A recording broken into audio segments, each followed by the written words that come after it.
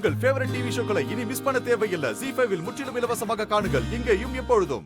எங்க பாரதி சொல்றேன், தப்பா நினைச்சுக்காதீங்க. இந்நேரத்துல நீங்க சாப்பிடாம இருந்தா நல்லதில்ல. அதெல்லாம் ஒண்ணும் ஆகாது. கருப்பசாமி என்னையும் உள்ள இருக்கிற உங்க மருமகனையும் பத்திரமா பாத்துப்பாரு.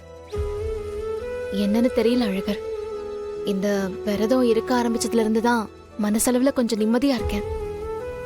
அவரு ஊருக்கு போனதுல இருந்தே மனசு ஒரு மாதிரி படபட நடிச்சுக்கிட்டே இருக்கு.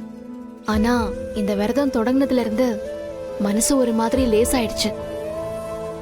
உள்ளுக்குள்ள எனக்கு ஒரு நம்பிக்கை வந்திருக்கு. ஆதியும் அவங்க அம்மாவும் திரும்ப வந்துடுவாங்கன்னு தோணுது. வீட்லயும் இனிமே இந்த மாதிரி எந்த பிரச்சனையும் வராதுன்னு தோணுது. அம்மா, நான் படிச்சு முடிச்சிட்டேன். இதை எடுத்துட்டு போய் சாப்பிட்டுட்டுமா? சரி, போய் சாப்பிடு.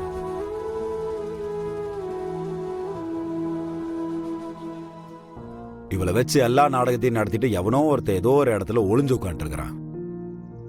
தமிழை கடத்தி வச்சு சாரதாமா பேரை சொல்ல வச்சு எவ்வளோ பெரிய குழப்பத்தை உண்டாக்கிட்டு அவன் பாட்டுக்கு ஜாலியா இருக்கான்ல. என் வாழ்க்கையை அழிக்கிறதுக்கு யாருக்கு எவ்வளவு ஆர்வம் இருக்குன்னு தெரியல. அவங்களுக்கு அப்படி என்ன சந்தோஷம்னு எனக்கு புரியல. இப்பெல்லாம் அடுத்தவன் வாழ்க்கையில விளையாடுறதானே மற்றவங்களுக்குலாம் பொழுதுபோக்கு. காலையில எந்திரிச்சதுல இருந்தே எவனை எந்த பிரச்சனையில சிக்க வைக்கலாம் தானே இவனுக்குலாம் யோசிச்சுட்டே உட்காந்துருப்பானுங்க. அப்படி செய்யலன்னா அவனுங்களுக்குலாம் தூக்கமே வராது. அதுல அவனுங்களுக்கு என்ன சந்தோஷம்னே எனக்கு புரியல. விடுங்க அழகர், அடுத்தவங்க கண்ணீரை ரசிச்சு சிரிக்கிற சிரிப்பெல்லாம் ரொம்ப நாளைக்கு நீடிக்காது. நம்ம தான் அப்படி நினைச்சிட்டு இருக்கிறோம். நல்லவன் எவ்வளவு நல்லது பண்ணாலும் அவனுக்கு நிம்மதியே கிடைக்க மாட்டேங்குது. கெட்டவன் தான் ஏகபோகமா வாழ்ந்துட்டு இருக்கிறான். என்ன கணக்குன்னே எனக்கு புரியல. ஆனா எல்லாருக்கும் கடைசி காலம்னு ஒண்ணு இருக்குல்ல.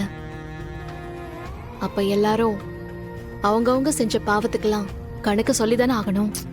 என்ன பேசுறீங்க நீங்க? வாழும் போது கஷ்டப்பட்டே வாழணும், சாகும் போது சந்தோஷமா இருந்தா அது சரியா? இப்ப இருக்கிறது கரிகாலம். கெட்டவன் வாழும் போது தான் சந்தோஷமா இருப்பான், சாகும் போது கஷ்டப்படுவான். ஆனா நல்லவன் இருக்கான் தெரியுமா, அவன் வாழும் போது கஷ்டம், அவன் சாகும் போது அதை விட கஷ்டம். நீங்க இந்த டிராபிக் போலீஸ்ல பாத்துருக்கீங்களா? ரோட்டுக்கு நடுவில் நின்று எல்லாருக்குமே சரியான வழியை காட்டிட்டு இருப்பாங்க. அதே மாதிரிதான் நல்லவனும் வாழும் போது எல்லாருக்குமே நல்ல வழியை சரியான வழியை காட்டிட்டு இருப்பானுங்க. ஆனா ரெண்டு பேருமே கஷ்டத்துல தான் இருப்பானுங்க, ரோட்ல தான் நின்றுட்டு இருப்பானுங்க. ரொம்ப சிம்பிள் பாருது. நல்லவன் நல்லவனாவே இருக்கிறது என்னைக்குமே பிரச்சனை தான். பால் கெட்டாதான் தயிர் ஆகுன்ற மாதிரி நல்லவனுக்குள்ள கொஞ்சம் கெட்டவனும் இருந்தாதான் வாழ்க்கை முன்னேறும். பாருடா, நீங்க சொல்றது ஆட்டோ பின்னாடியே எழுதலாம் போல இருக்கே. கிண்டல் பண்ணாதீங்க சரியா? நான் சொல்றது வேணா சிரிப்பா இருக்கும், ஆனா பண்றது எல்லாமே சீரியஸா பண்ணிடுவேன் சரியா? நிஜமா சொல்றேன், தமிழ்ல கடத்தினவங்களாம் என் கையில காடச்சான்னு வைங்களேன், அவன்லாம் அவன் வாழ்க்கையில மோசமான நாளே அவன் அன்னைக்கு தான் பார்ப்பான். இந்த அழகருக்குள்ள ஒரு மோசமான அழகர் இன்னொருத்தர் இருக்கான்றதை அவன் அன்னைக்கு தான் பார்ப்பான். விடுங்க அழகர், அவன் மேல கோவப்பட்டோ இல்ல அவனை நாம தண்டிச்சோ என்ன ஆக போகுது? நடந்த எல்லாத்தையும் மறந்துடுவோமே. என்ன பேசுறீங்க நீங்க? நடந்ததை மாத்த முடியாது சரி, ஆனா இனிமேல் இந்த மாதிரி நடக்கிறத எவனுக்கும் நடக்காம பாத்துக்கலாம் இல்லையா? இந்த மாதிரி பண்ற ஒருத்தனை ஒண்ணு சாமி தண்டிக்கணும் இல்ல சட்டம் தண்டிக்கணும். சாமி என்ன இறங்கி வந்து பண்ணுமா என்ன?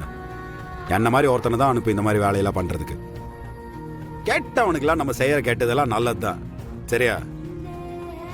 அரசன் அன்று கொள்வான், தெய்வம் நின்று கொள்ளும். இந்த அழகர்லாம் அந்த நாய் கையில மாட்டினோடனே கொண்டுருவான். இதையும் ஆட்டோ பின்னாடி எழுதலால. ZEE5 ஆப்பை டவுன்லோட் செய்து அனைத்து எபிசோடுகளையும் இலவசமாக பாருங்க.